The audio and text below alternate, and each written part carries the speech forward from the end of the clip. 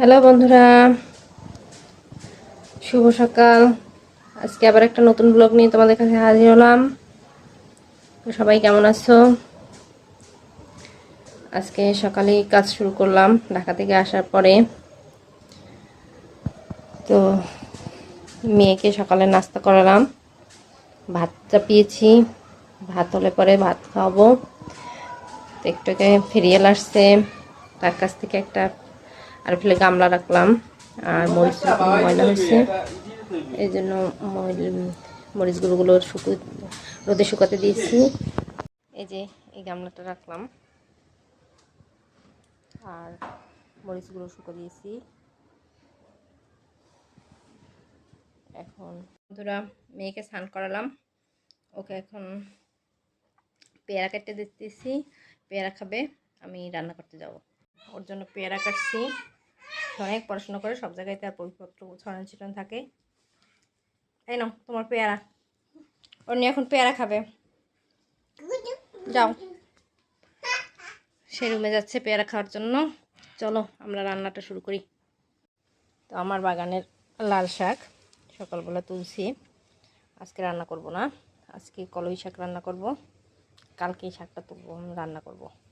বিকেলে খৈল দেব, এই জন্য সকালবেলায় শাকটা তুললাম। খৈল জল দেবো বিকেলবেলা বাগানে। আমার রান্না করার জন্য হাঁসের মাংস কেটে নিয়েছি, হলো কলই শাক, আর আজকে মাংস দেবো আলু, নতুন আলু আর শালগম, আর ডাল। এই হচ্ছে ডালটা নামাবো, ভাত হয়ে গেছে। তো আমি কলই শাক ভাজার জন্য কড়াইতে পেঁয়াজ এবং রসুন দিয়েছি। একটু ভাজা ভাজা হলে পরে আমি এর ভিতরে কলাই শাকটা দেবো।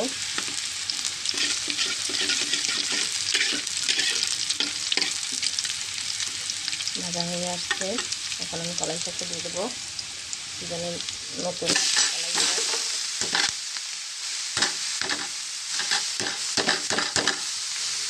চিংড়ি মাছ বের করতে মনে ছিল না, দিতে অনেক তৈরি হয়ে যাবে, ভিজবে না, এই জন্য চিংড়ি মাছ দিলাম না। চিংড়ি মাছ ছাড়াই রান্না করবো।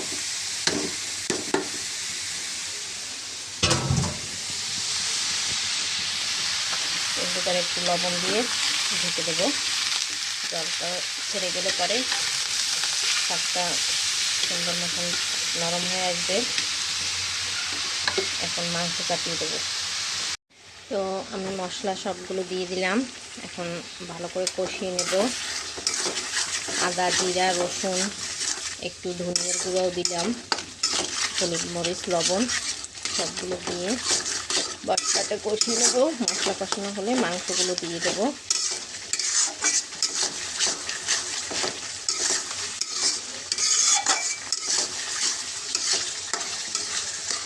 এখন কয়েকটা গোটা রসুন মাংস দিয়ে দেবো, মাংস মশলার মধ্যে কষিয়ে দেবো।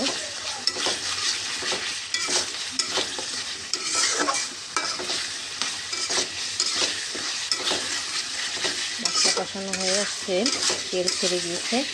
এখন আমি মাংসগুলো দিয়ে দেবো, ধুয়ে রাখা মাংস দেবো। আজকে মাংস পিস বড় বড় করেছি, কারণ হাঁসটা তেমন বড় না, জন্য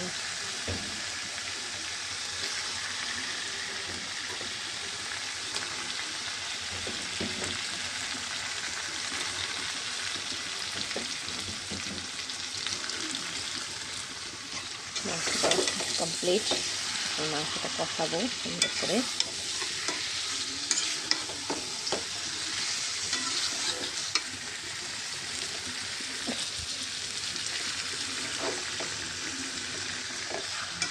মাংসটা মশলাটা মাখিয়ে ঢেকে দেবো, জলটা ছাড়ে।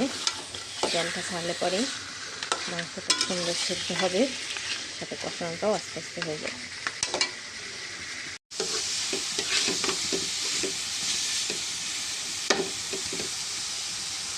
শাকটা এখন নারকেল বাটা দিয়ে দেবো।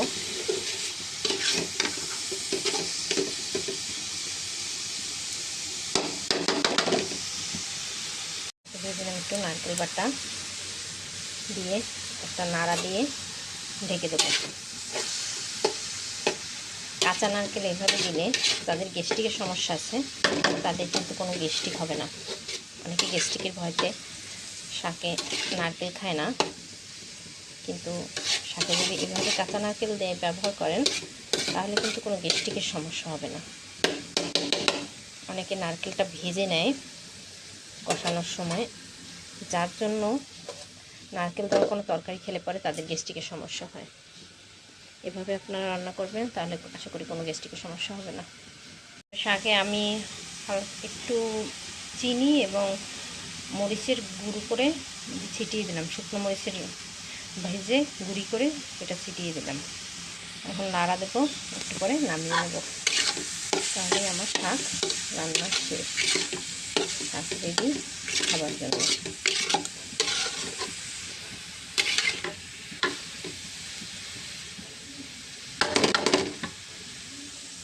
তো বন্ধুরা, আমার শাক রান্না রেডি, শাক হয়ে গেছে, শাক নামিয়ে নিয়েছি।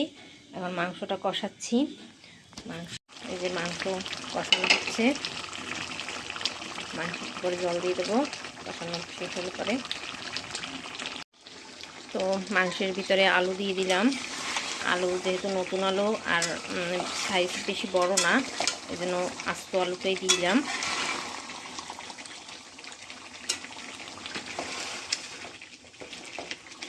মাংসটা মোটামুটি কষানো হয়ে আসছে, কালারটা অনেক সুন্দর আসছে।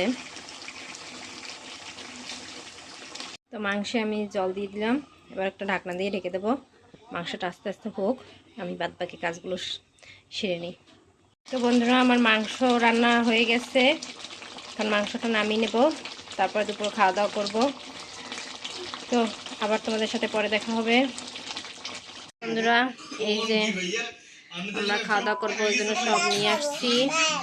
না বাবা, ধরে না, ডাল খালে তুমি ভাত নিয়ে খাবা, বসো। গাছের লেবু। তো এখন আমরা খাওয়া দাওয়া করছি।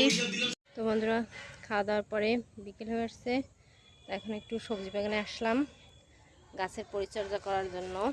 আজকে গাছে খৈল ভিজানো জল দেব, তো এই জন্য বাগানে আসছি।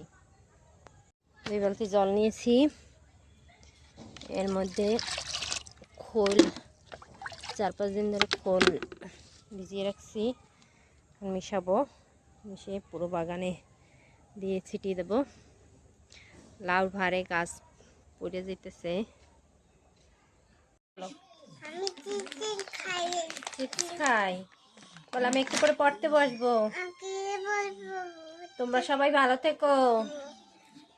আমি সাজুগুজু করছি, বলে গুড নাইট, বাই বাই।